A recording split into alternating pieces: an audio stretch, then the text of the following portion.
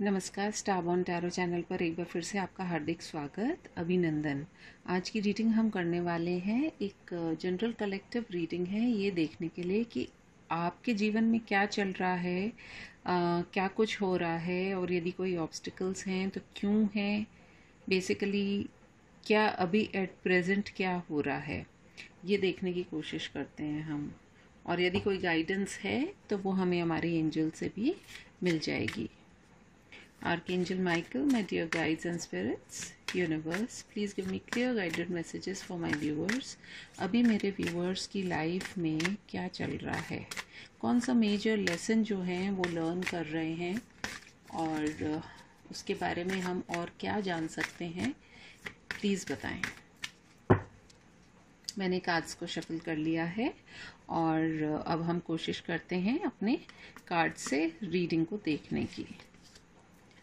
The first card that we have got is Death. The second card is the Lovers. The Moon.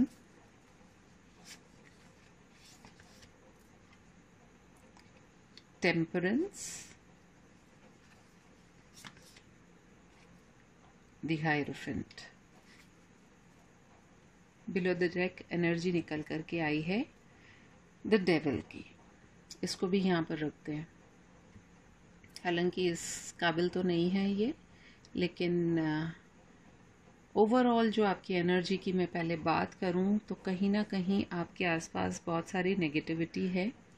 Generally जो मैं देख पा रही हूँ, जो शुरुआत हुई है वो आपकी कहीं ना कहीं एक ऐसा कुछ हुआ है कि इमीडिएट जब आप ये रीडिंग देख रहे हैं, जिससे भी ये रेजोनेट करे, आपकी लाइफ में कुछ ओवर हो गया है या फिर आप ऐसा सोच रहे हो कि वो ओवर हो गया है। It can be anything related to your job, it can be related to your relationship, it can be related to your health, it could be related to your wealth, या आपके लाइफ का कोई भी ऐसा एक एरिया जहाँ पर कुछ खत्म हो गया है। ओके, लेकिन कुछ खत्म होने का मतलब ये नहीं होता है कि अब आगे क्या। जब कुछ खत्म होता है तो ये जो एनर्जी आपको दिख रही है बहुत ही ब्लैक सी एनर्जी है। डेथ का कार्ड, यम का कार्ड।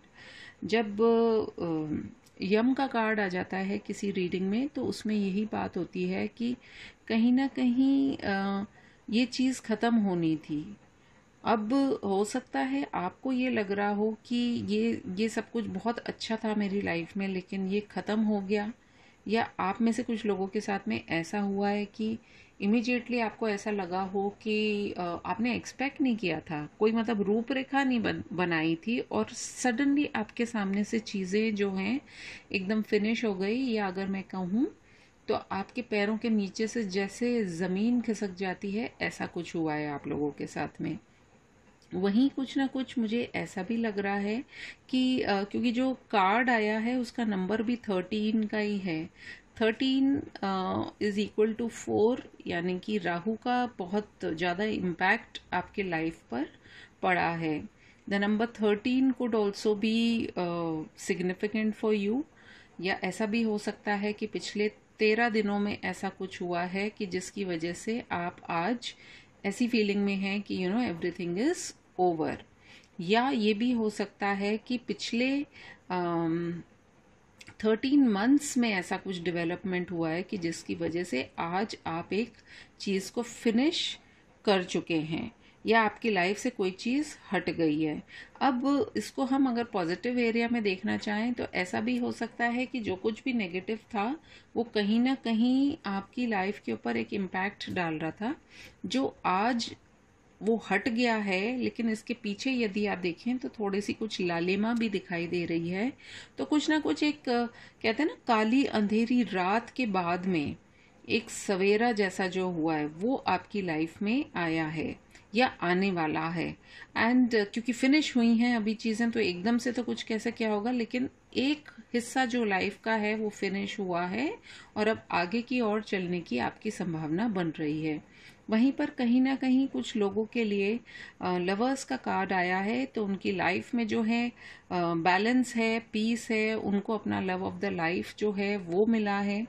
कहीं ना कहीं आपके लिए नंबर 6 इम्पॉर्टेंट हो सकता है। 6 क्योंकि बैलेंस की भी बात करता है, वीनस की भी बात करता है, लव की बात करता है, तो वो कहीं ना कहीं आपकी लाइफ में इस चीज़ का भी इफेक्ट पड़ा है। और आप में से बहुत से लोग ऐसे हो सकते हैं जो कृष्ण भगवान को भी बहुत मानते हों, भगवान में बहुत आस्था रखते हों, बेसिकली बहुत लविंग पीपल हो। एंड आप में से कुछ लोगों को हो सकता है म्यूजिक से बहुत ज़्यादा लगाव हो। वहीं कहीं ना कहीं मून का जो कार्ड आया है वो आपके लाइफ में, मून जो होता है वो मन का कारक होता है, तो आपके मन पर बहुत सारी चीज़ों का इम्पैक्ट पड़ा है।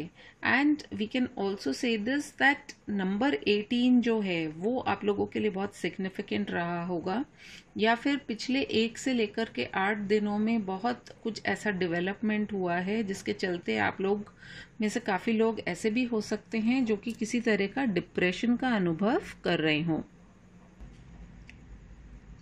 कहीं ना कहीं मुझे ऐसा भी लग रहा है कि ड्यूरिंग द फुल मून या न्यू मून कुछ ऐसा हुआ है आपकी लाइफ में कि आपको शायद बहुत सी ऐसी चीज़ें दिखाई दी हों, या जिस आप भ्रम में जी रहे थे वो भ्रम जो है आपकी आंखों पर से उसका पर्दा जो है वो हटा हो। तो ये भी एक मेजर लेसन हो सकता है आप में से काफ़ी लोगों के लिए। वहीं पर कहीं ना कहीं आप में से कुछ लोग ऐसे भी हैं जो कि अपनी लाइफ में एक बैलेंस को अब अनुभव करने वाले हैं, एक चेंज को अनुभव करने वाले हैं। और वो चेंज जिस हिसाब से हो सकता है उसमें 2 तरह की बातें हैं।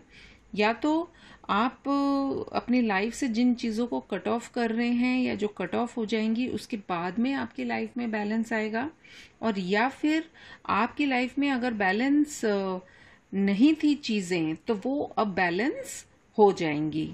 और कहीं ना कहीं हायरोफेंट का जो कार्ड आया है वो भी नंबर 5 की ओर इशारा करता है, एक चेंज की ओर इशारा करता है। लाइफ में जो है आपको कुछ ना कुछ आपकी आत्मा में, यानी कि सेल्फ एनालिसिस आप कर रहे हैं, और उसको देखते हुए आप कुछ डिसीजंस जो हैं अपनी लाइफ में अब लेना चाह रहे हैं। करंटली तो यही निकला है। डेविल के नीचे द वर्ल्ड का कार्ड आया है। कहीं ना कहीं जैसे कि मैंने अभी कहा कि कोई एक साइकिल या कुछ ऐसा हुआ है आपकी लाइफ में जिसको कि होना ही था। And in a way it is good for you, क्योंकि इस तरह की चीज़ें जितनी जल्दी हो जाएं, क्लैरिटी आ जाए, वो हमारे लिए उतना ही अच्छा होता है। लेकिन फिर भी हम थोड़ा सा टैरो से कार्ड्स को क्लियर करेंगे। ओके, तो हमने ले लिया है टैरो। प्लीज़ डेथ के कार्ड के लिए प्लीज़ बताएं क्या मैसेजेस हैं।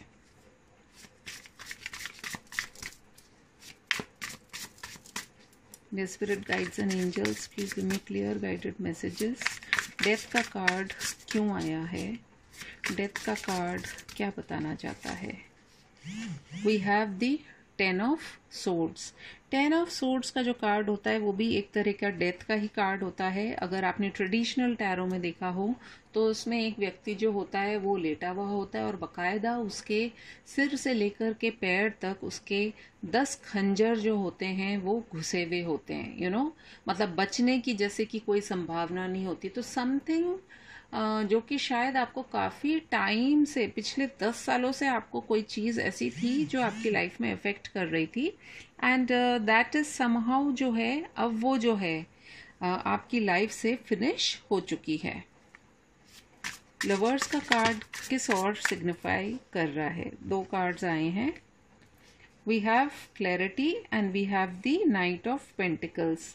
कहीं ना कहीं एक मूवमेंट है या एक रेडी वाली एनर्जी है, एक हार्मनी की एनर्जी है जिसके अंदर आप अपने आप से जो है क्लैरिटी को अनुभव कर रहे हैं, और अब कहीं ना कहीं आप अपनी रास्ते को या अपनी मंजिल को चुनने में सक्षम होंगे। मून का कार्ड क्यों आया है? स्पिरिट गाइड्स प्लीज बताएं मून का कार्ड किस लिए आया है?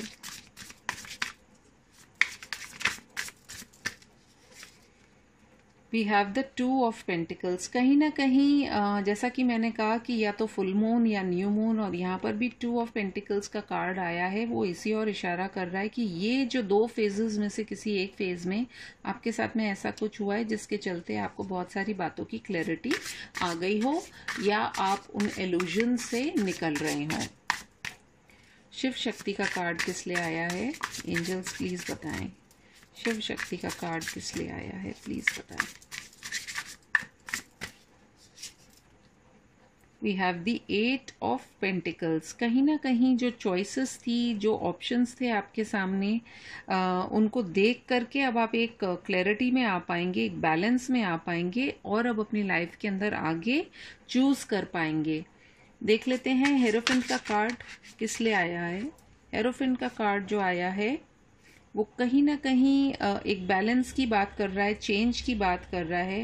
हमारे पास 6 ऑफ कप्स हैं और 7 ऑफ सोर्ड्स हैं। तो हो सकता है आप में से कुछ लोगों के लिए ये कोई ऐसा रिलेशनशिप हो सकता है, कोई ऐसा जॉब हो सकता है, कोई ऐसी जगह हो सकती है जहां से अब आप जो है एक मूवमेंट के लिए सोच रहे हैं, आगे बढ़ना चाह रहे हैं, एक चेंज लेकर के आना चाह रहे हैं।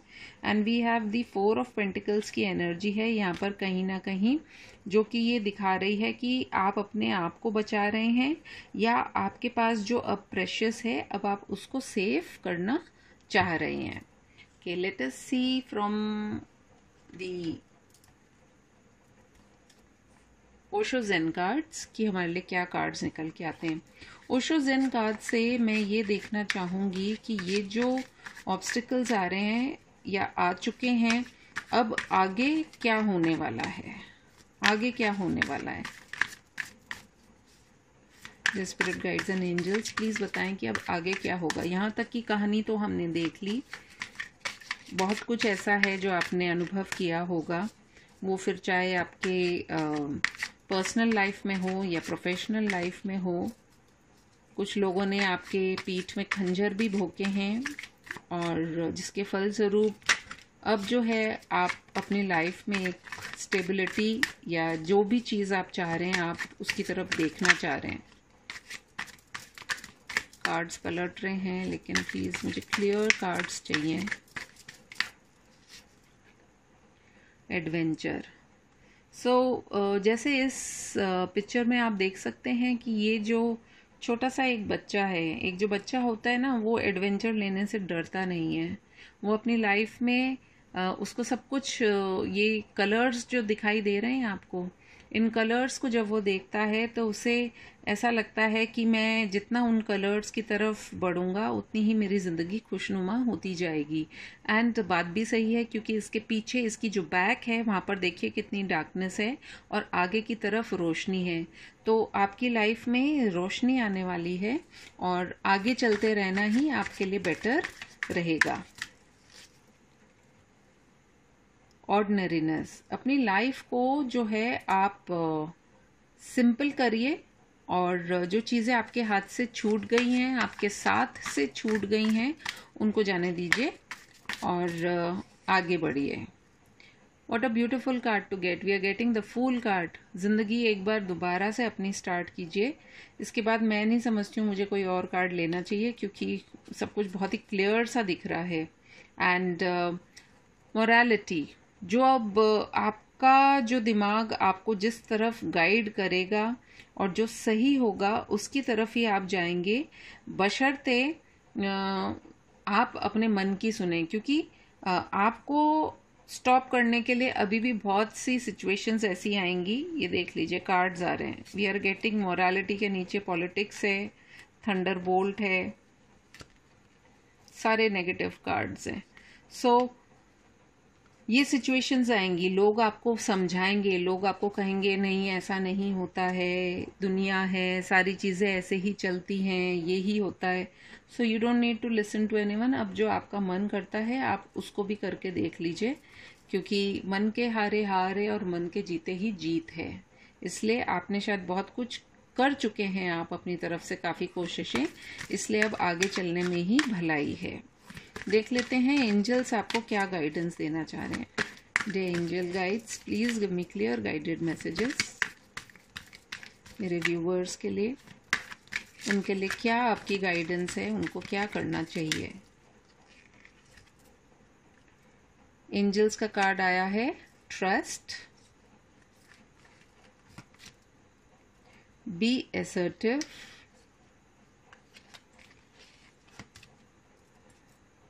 No, helpful people. एंजल्स आपसे ये कह रहे हैं कि आप अपने एंजल्स में विश्वास रखिए, कहीं ना कहीं अपनी बात को जो है वो अच्छे तरीके से रखिए, क्योंकि शायद ये आपकी सबसे बड़ी प्रॉब्लम ये है कि आप अपनी बातों को रख नहीं पाते हैं शायद, एंड जिसके चलते लोग आपका फ़ायदा उठाते हैं। इसलिए नो का कार्ड मैं इसको ऐसे देखूंगी कि you have to learn to say no. आप में से कुछ लोग ऐसे हो सकते हैं कि जो कि शायद नहीं बोल पाते हैं लोगों को NO, है ना, और जब आप नो नहीं बोलते हैं तो उनका जो टेप रिकॉर्डर होता है वो ऑन ऑन ऑन रहता है, लेकिन अब आपको उनको क्या कहना है, no no no, and definitely you will find helpful people around you. आपको करने की क्या ज़रूरत है, नीचे का कार्ड जो है देखिए कितनी ब्यूटीफुल एनर्जी है। मेडिटेशन ब्रिंग्स आंसर्स, मेडिटेट कीजिए।